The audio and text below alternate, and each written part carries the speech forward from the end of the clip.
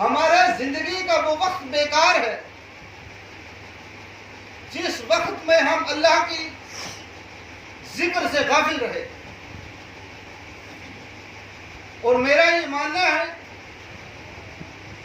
कि इस सरजमीन पे, इस मोहल्ले और इस बस्ती की बहुत बड़ी खुशनसीबी है कि आज इसमें एक बहुत बड़ा रूहानी मजमा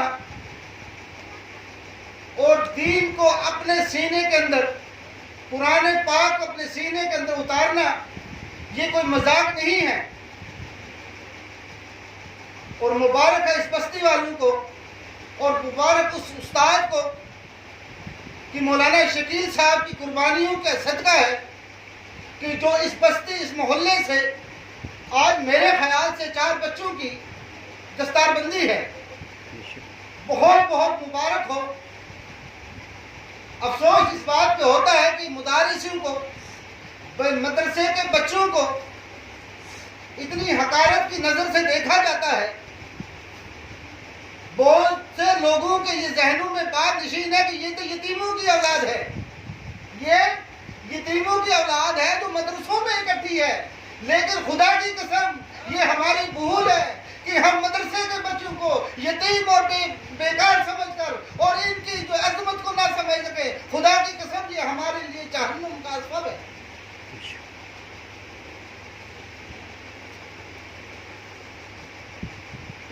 मौलाना शकील साहब ताजपुर से यहाँ तक आए और यहाँ आके मैंने थोड़ी सी तवज्जो की 10 मिनट के अंदर कि इस मदरसे में क्या क्या कमियां हैं। और यही प्रोग्राम अगर दुनियावी होता और जिसमें अल्लाह की नाराजगी होती, जिसमें शैतान मरदूद होता, खुदा की कसम उस काम में ताखीर ना होती।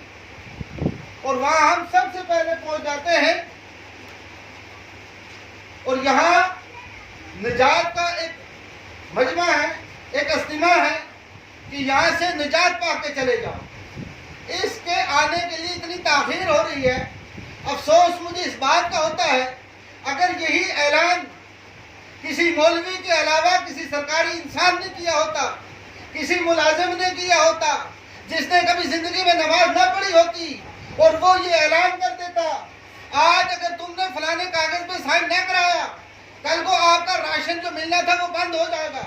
और खुदा की कसम है, मैं लोगों के हालातों को इस कदर देखता हूँ कि खुदा की कसम उस बेनमाजी की बात को सुनकर और उस इंसान की सुन के कभी कभी जिंदगी में खुदा को खुदा न समझा हो और सुबह को अपने घरों में ताला लगा के उस कागज के साइन के हासिल करने के लिए अपने आप को तबाह कर देते हो। और खुदा की कसम अगर वो राशन कार्ड पे साइन नहीं होगा, खुदा तुम्हारा इस चीज पे कादिर है कि वो तुम्हें रोटी देगा।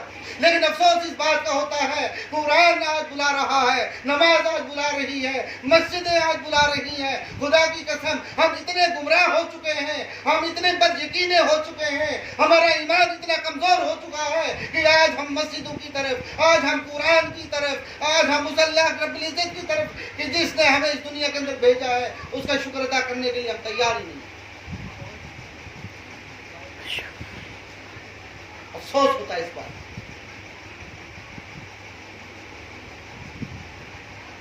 एक औरत हजरत सुलेमान अलैहिस्सलाम की खिदमत में पेश हुई, कहने लगी, ऐ अमीरुल मोमिनीन, मैं एक गरीब औरत हूँ, मैं मेहनत और मजदूरी करके अपने बच्चों को पालती हूँ और आज मैं दुकान से तेल खरीद के लाई थी और वो तेल की शीशी मैंने जमीन पे रखी। ऐ अमीरुल मोमिनीन, वो जमीन पे शीशी गिर गई और वो सारे का सारा तेल जमीन पी गई।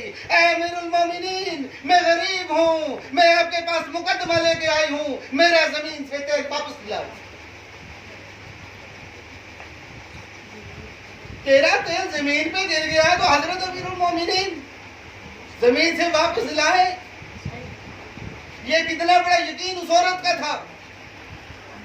हजरत सुलेमान अलैहिस्सलाम ने खत लिखा, कहा, औरत, जिस जगह पर तेरा तेल जाया हुआ है और जिस जमीन ने वो तेरा तेल पिया है, मेरा ये पैगाम ले जाओ और उस जमीन पे इस कागज के पुर्जे को रख देना और उस शीशी में अपना तेल वापस ले लेना। वो औरत उस जगह पे आती है और उस खत को नीचे रखती है। खुदा की कसम खाकर मैं कहता हूँ कि उस जमीन से तेल उछल कर उबल कर वो शीशी में आ गया। औरत ने जिस वक्त ये तेल हासिल कर लिया, वो ये चाहती थी कि आखिर इस कागज के टुकड़े पे लिखा क्या है कि जो मेरा पिया हुआ तेल जमीन ने वापस कर दिया। उस कागज को जब उठा कर देखा, उस कागज पे लिखा हुआ था, ऐ जमीन, अगर तूने इस गरीब औरत को तेल इसका वापस ना किया, और कसम है मुझे उस खुदावंद आलम की कि जिसके कब्जे में तेरी और मेरी जान है, मैं तेरी इस जमीन पे बेनमाजी को लाके दफन कर दूंगा। पता ये चला कि बेनमाजी के लिए जमीन भी पनाह मांगती है, वो जमीन भी थरथरा उठती है।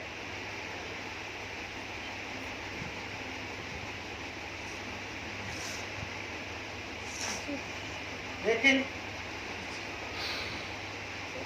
हमारी आंखों पे गफलत की पट्टियां पड़ चुकी हैं, हमारे दिल गफलत में डूब चुके हैं।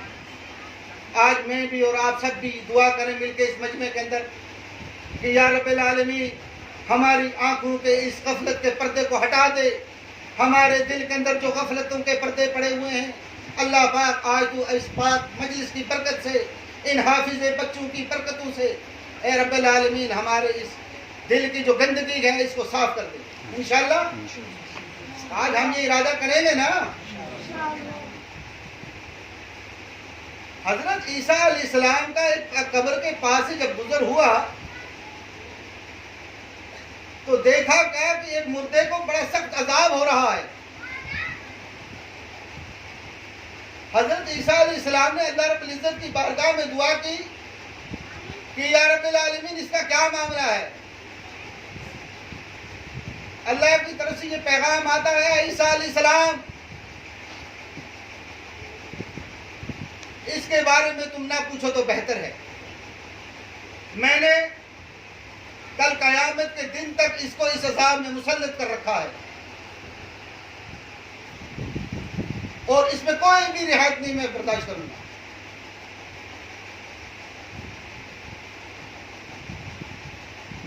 हजरत ईसा अलैहिस्सलाम का काफी मुद्दत के बाद जब उस कब्र के पास से गुजरना हुआ तो देखा कि उस कब्र में अजाब है ही नहीं। तो हजरत ईसा अलैहिस्सलाम परेशान हो गए कि ऐ रब्बुल आलमीन तू तो ये फरमा रहा था कि कयामत के दिन तक इसको राहत नहीं दूंगा।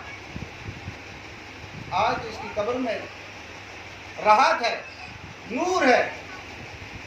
क्या ईसा अलैहिस्सलाम ये एक ऐसे बाप की औलाद है कि जिसने सिवा जिंदगी में बदकारी के कोई काम ना किया हो, लेकिन जब ये बच्चा अपनी माँ के पेट में था और इसके बाप की जिंदगी का आखिरी लम्हा था और इसके बाप ने इसकी वालदा से कहा था कि तेरे पेट से जो भी पैदा हो, बच्ची हो या बच्चा हो, मेरी ये वसीयत है कि उसको दीनी तालीम अता फरमाना।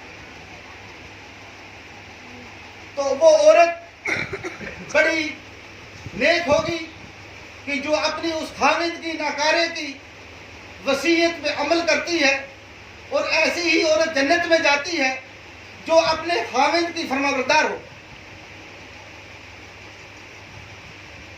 ऐ ईसा अलैहिस्सलाम इस औरत से ये बच्चा पैदा हुआ।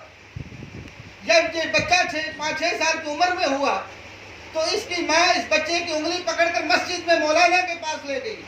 कहा कि मौलाना साहब, मैं चाहती हूँ कि इस बच्ची को दीनी तालीम दूँ क्योंकि इसकी बाप की आखिरी ये वसीयत है।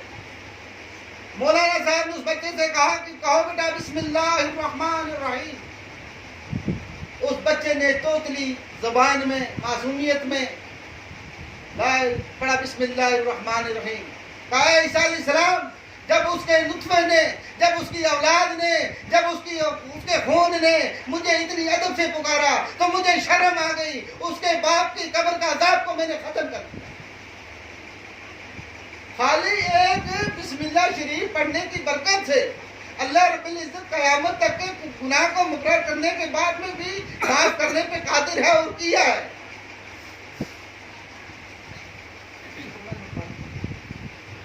आज यतीम और गरीब के समझ के नज़रअंदाज कर देते हो, तो ये हमारे और आपके लिए एक धोखा है।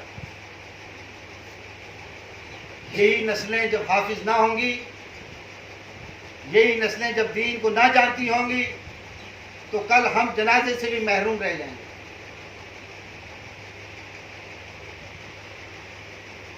और मेरी अल्लाह पाक से ये दुआ है, और आप सब भी दुआ करें कि अल्लाह पाक हमारी नस्लों में आलिम बाअमल पैदा फरमाए। आमीन।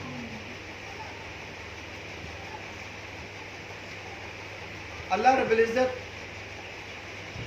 हर वक्त हर लम्हा ये चाहता है कि मेरा बंदा अपने गुनाहों पे नदामत हो और वो मेरी तरह रुजू हो, और कसम है मुझे अपनी किबरियाई की कि मैं उसे माफ़ कर दूँ। वो रब्बे रहीम इतना रहीम व करीम है कि वो हमेशा हमारे गुनाह